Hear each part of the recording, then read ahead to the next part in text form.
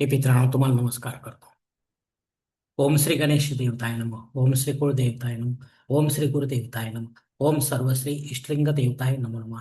शिवशानात मित्रांनो, मी कडप्पा परत एकदा आपल्या समोर हजर आहे. माझ्या धर्मकरम चॅनलमध्ये आपले सहर्ष स्वागत करीत आहे. मित्रांनो, पंचांगाचे आता आपल्या समोर सादर करीत आहे. मित्रांनो, आज गुरुवार दिनांक 27 ऑगस्ट 2026, शलिवान शके 1948, संवत्सर पराभव, अयन दक्षिण, ऋतू वर्षा, मास श्रावण, पक्ष शुक्ल, तिथी मित्रांनो आजची चतुर्दशी तिथी आहे. सकाळी 9:09 पौर्णिमा तिथीला सुरुवात होईल. वार गुरुवार आहे. नक्षत्र मित्रांनो धनिष्ठा नक्षत्र आहे. उत्तर रात्री 2:16 शततारका नक्षत्राला सुरुवात होईल. योग मित्रांनो शोभन योग आहे. सकाळी 7:56 अतिगंड योगाला सुरुवात होईल. करण मित्रांनो वनिजकरण आहे. सकाळी 9:09 विष्टिकरणाला सुरुवात होईल आणि रात्री 9:33 भवकरणाला सुरुवात होईल. मित्रांनो, प्रमुख ग्रहांची राशीचे ते पहाटे 5:30 वाजता असे असणार आहे. सूर्य सिंह राशीत असेल, चंद्र मकर राशीत, गुरु कर्क राशीत आणि शनिदेव मीन राशीत असणार आहे. मित्रांनो, सध्या चंद्र राशीनुसार कुंभ, मीन व मेष या 3 राशींना 7:30 सुरू आहे. या राशीच्या जातकांना 7:30चा त्रास होत असेल तर त्यांनी कृपया आपल्या जवळच्या ज्योतिषाकडे जावे आणि आपल्या जन्मकुंडलीमधील शनिदेवतेची पोझिशन तपासून पाहावी. ती जर अशुभ स्थितीत असेल तर नक्कीच आपल्याला शनिदेवतेची धार्मिक सेवा करावी लागणार आहे, अन्यथा सेवा करावी लागणार नाही. मित्रांनो, मुंबई भागातील सूर्योदय असते याप्रमाणे: सूर्योदय सकाळी 6:24 असेल तर सूर्यास्त सायंकाळी 6:56 असणार आहे. मित्रांनो, गोचर ग्रहांची सद्यस्थिती सुद्धा जाणून घेऊया. अस्तंगत ग्रहांमध्ये बुध ग्रह हा 18 ऑगस्ट पासून अस्तंगत होत चाललेला आहे. तर वक्री ग्रहांमध्ये शनिदेव हा 26 जुलै पासून वक्री होत चाललेला आहे. तर हे दोनही ग्रह आपल्याला काय फळ देतील गोचरीने हे देखील ज्योतिषी आपल्याला समजावून सांगतील. मित्रांनो, या पंचांगाच्या आधारे आता आपण आजच्या पूजेसाठी लागणारा संकल्प सोडणार आहोत. तेव्हा आपण आपल्या उजव्या हाताच्या तळहातावर एक पळी पाणी, थोडे अक्षर, एक फुल व फुलाची पाकळी घ्या आणि एक छोटासा संकल्प म्हणायला सुरुवात करा. मित्रांनो, हरो शिव शिव शंभुरात प्रवर्त मानसते ब्रह्म द्वितीय परार्थे श्वेतवराह कल्पे वैवस्वत मन्वंतरे कलियुगे प्रथम पाते शंभुदीपे भरतवर्षे भरतखंडे मेरो दक्षिण दिग्भागे महाराष्ट्र देशे व्यावहारिक चांद्रमाने शालिवान शके 1948 प्रभादी षष्ठी संवत्सरामध्ये पराभव नाम संवत्सरे दक्षिणायने वर्षा ऋतू श्रावण मासे शुक्ल पक्षे बृहस्पती वासरे धनिष्ठा नक्षत्रे शोभन योगे वनिज करणे चतुर्दशी शुभती तो वीर गोत्रात उत्पन्न में कडप मोह पात्र तुरित क्षय द्वारा से पार्वतीपती परमेश्वर प्रित्यर्थ विधिवत नित्य देवपूजा एवं इष्टलिंग पूजा करिष्ये. मित्रांनो, याच ठिकाणी संकल्प संपलेला आहे. तेव्हा आपण आपल्या उजव्या हाताच्या तळातील संकल्पाचे पाणी निर्माल्याच्या ताम्हणात जवळच्या सोडून द्या. मित्रांनो, या संकल्पाची वेळ मर्यादा सकाळी 7:56 आहे. या वेळेनंतरही आपल्याला संकल्प सोडायचा असेल कुठल्याही धार्मिक विधीच्या संपन्नतेसाठी तर कृपा करून आपण वरील बदललेल्या पंचांगाचा आधार घ्यायचा आहे, नवीन संकल्प तयार करायचा आणि त्या संकल्पात आपण करत असलेल्या धार्मिक विधीचा उल्लेख अवश्य करायचा. तेव्हाच आपली धार्मिक सेवा संबंधित देवतांपर्यंत पोहोचेल आणि त्यांचे आशीर्वाद आपल्यापर्यंत पोहोचतील. आपले जीवन अधिक सुखमय बनेल. मित्रांनो, आता मुहूर्त विभागामध्ये पाहूया. यात धार्मिक विधीने त्यांचे मुहूर्त काळ याप्रमाणे दिलेले आहेत. सर्वात प्रथम साखरपुडे यासाठी मुहूर्त दिले दिनांक 30-31 सप्टेंबर, दिनांक 4 आणि 5. डोहाळ जेवणासाठी मुहूर्त आता या मासामध्ये नाही. बारसे करण्यासाठी मुहूर्त दिला दिनांक 30 सप्टेंबर, दिनांक 8. जावळ काढण्यासाठी मुहूर्त दिला दिनांक 27, 28, 31 सप्टेंबर, दिनांक 7.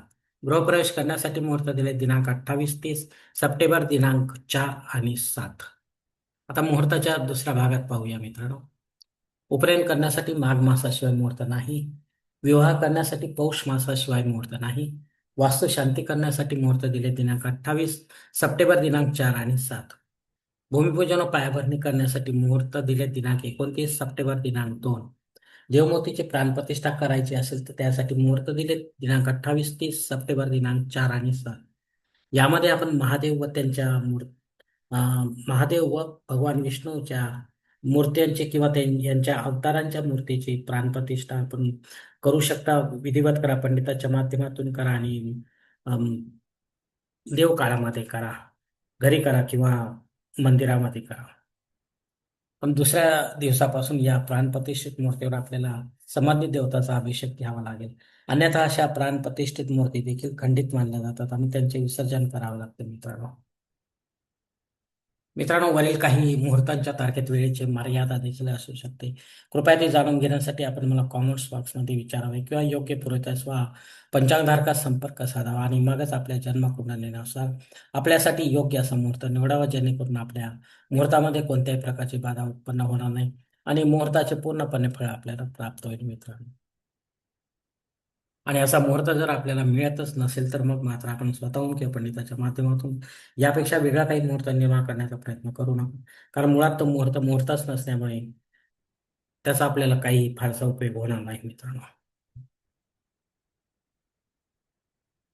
मित्रांनो, आता पंचांगातील इतर काही महत्वाची जी माहिती ती आता पाहूया. पंचांग शुद्धी नाही मित्रांनो. दिनविशेषमध्ये सकाळी 9:10 पासून ते रात्री 9:33 भद्रा योग असणार आहे. हा राहूच्या अंडारी येणारा योग असल्यामुळे हा अशुभ आहे मित्रांनो. तेव्हा महत्वाची किंवा विशेष कामे या काळात न करू नका. रेग्युलर कामे आपण करू शकता. नारळी व राखी पौर्णिमा आहे मित्रांनो. यासाठी मला स्वतंत्र व्हिडिओ तो आपण पाहू शकता मित्रांनो. पौर्णिमा श्राद्ध कर्म आहे.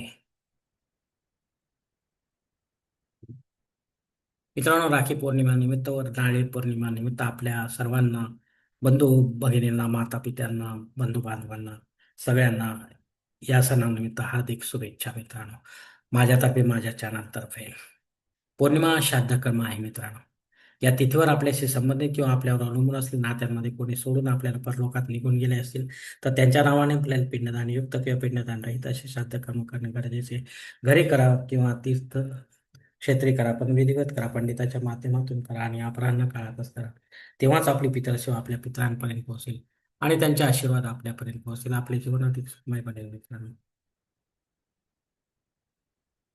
मित्रांनो, अग्नी पृथ्वीवर सकाळी 9:09 हजर आहे.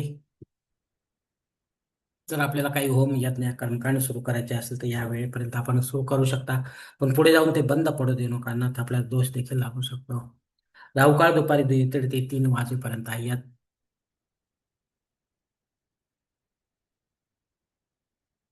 1.5 तासाच्या काळात राहू अत्यंत प्रभावी असल्यामुळे तो आपल्या कामांमध्ये अडथळे निर्माण करणार मित्रांनो. तेव्हा